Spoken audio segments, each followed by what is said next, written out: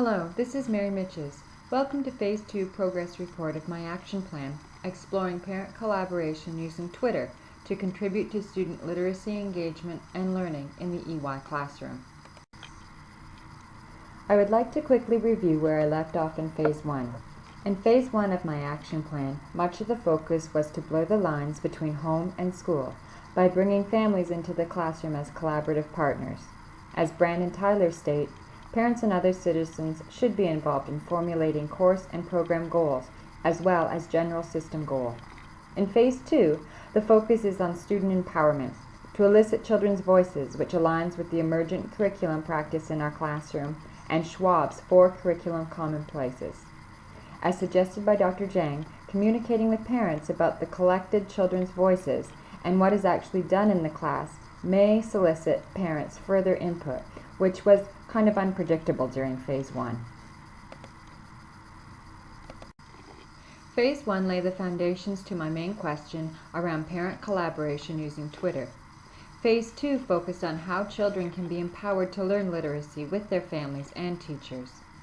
Dewey and Eisner state that human life is a continuous process of constructive adaptation. Intelligence itself is not fixed, it grows, which requires the resources of culture. Students in Phase 2 were given those resources of culture through which they became increasingly able to deal with ever more complex and demanding problems. This is the timeline used during the second phase of my action plan. In the following slides, I will share and discuss in detail the further progress made and reflect on the results. Twitter was used to support a classroom of students working over time to develop a collective understanding of the topics under study and allows students, teachers, and external mentors to post notes containing information, questions, or interpretations. Being aware of SCI's best practices for using media literacy, students developed an information plan. Several weeks prior to viewing the video, through talking, researching, and drawing pictures of babies, and what we look like as a baby.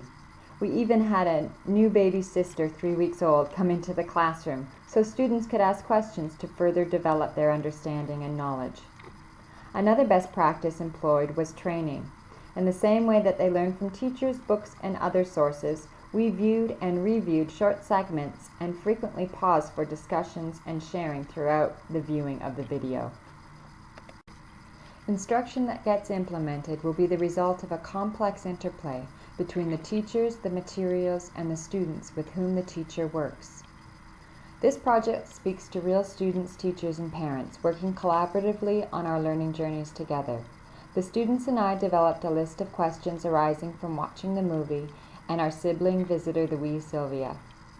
The complete list can be found in Appendix 5, the Baby Project note.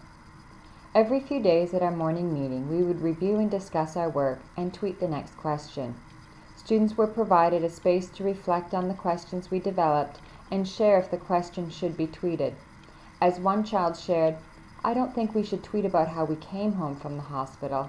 I think we all used cars. Maybe we should ask where we slept. That might be different."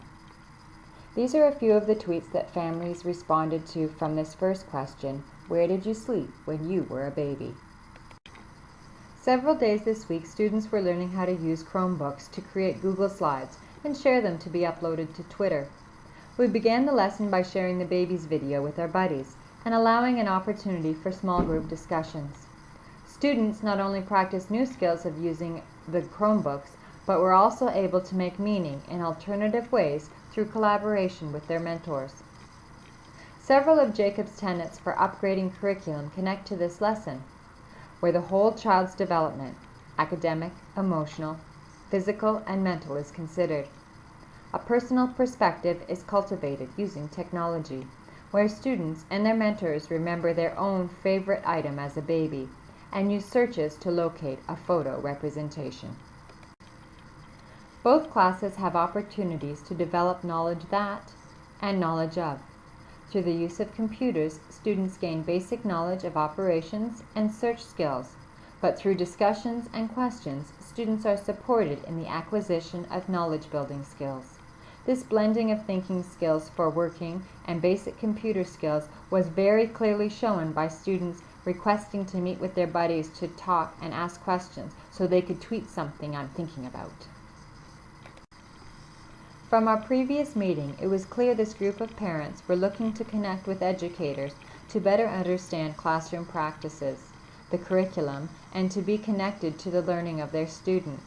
At the previous meeting, there was discussions of parents wanting lists of assignments, rubrics, and detailed curriculum expectations, which reflected a very traditional idea of education. Apple and colleagues argue, to demonstrate responsiveness to students, parents, and the community, schools must go beyond sponsoring parent-teacher organizations or encouraging parent involvement as a means to gain support for existing school practices. They must also do more than gather survey information about stakeholder satisfaction. This is a very powerful statement. I wonder if we were to deeply examine the parent voice at our school, is it to merely gain support for existing school practices? Or are parents' voices reflecting their own school experiences that are more traditional in feeling, which do align with the current school practices? The February's meeting tone was different. Parents had considerations to growth mindset and how and if teachers are taking an inquiry stance in their practice. They were asking, are teachers aware of the maker movement and Carol Dweck's growth mindset? They wanted to better relate and understand to daily classroom learning that they felt were important for their students.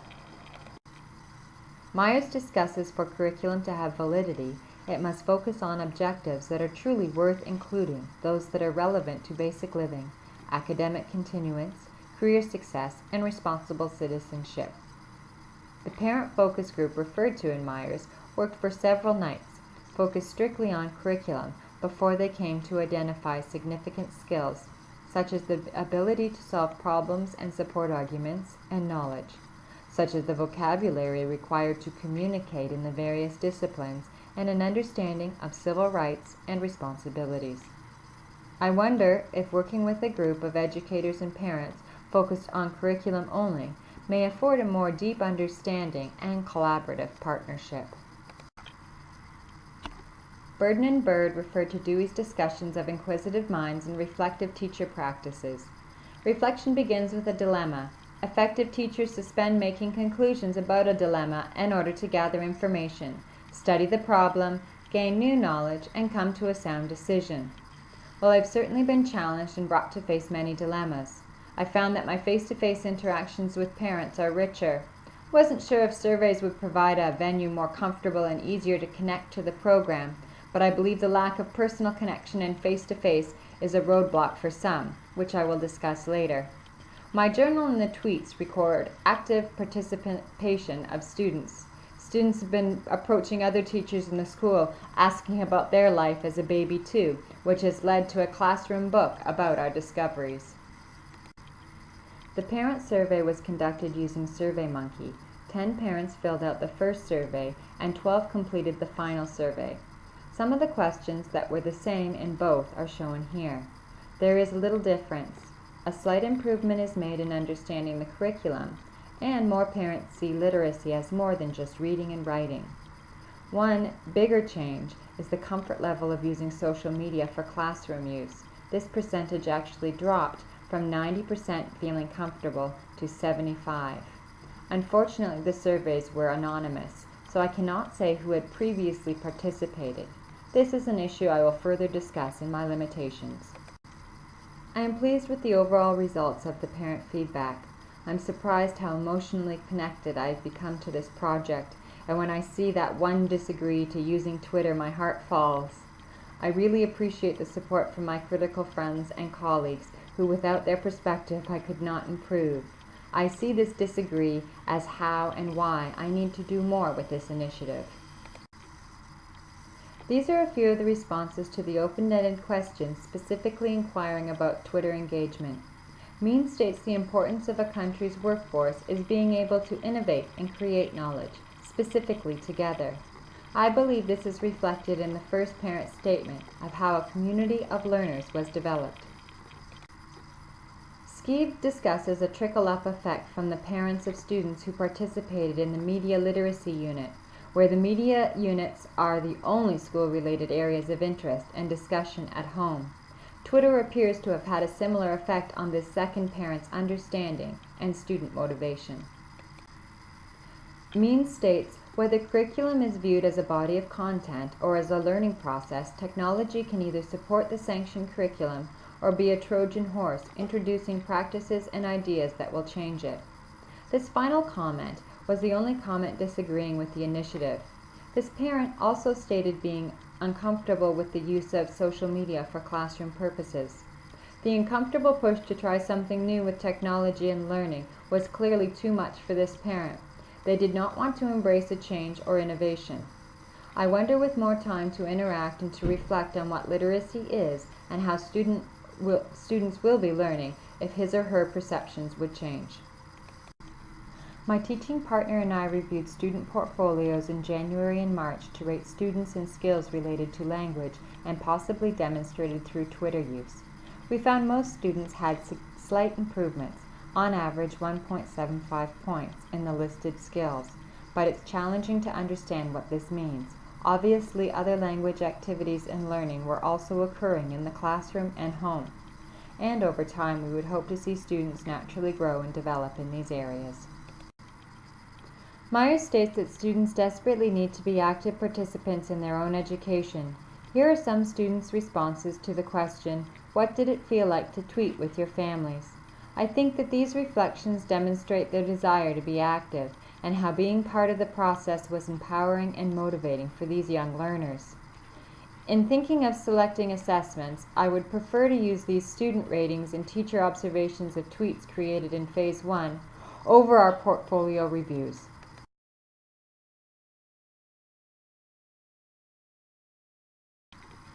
Since the survey was anonymous, I was unable to connect first survey responses directly to those final results. It was difficult to understand if some of the changes and parental feelings were from an individual completing pre- and post-questionnaires or another participant's first reflections. Parent Council also had two very different ideas presented at the two meetings.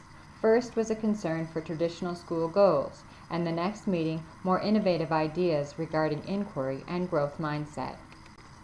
Implementation of future surveys will not be anonymous, so I can better connect parent to child and results from first surveys to any subsequent surveys and evaluations. I would also like to employ parent group interviews or have the ability to connect with parents who indicated experiencing strong uncomfortable feelings regarding social media through one-to-one interviews.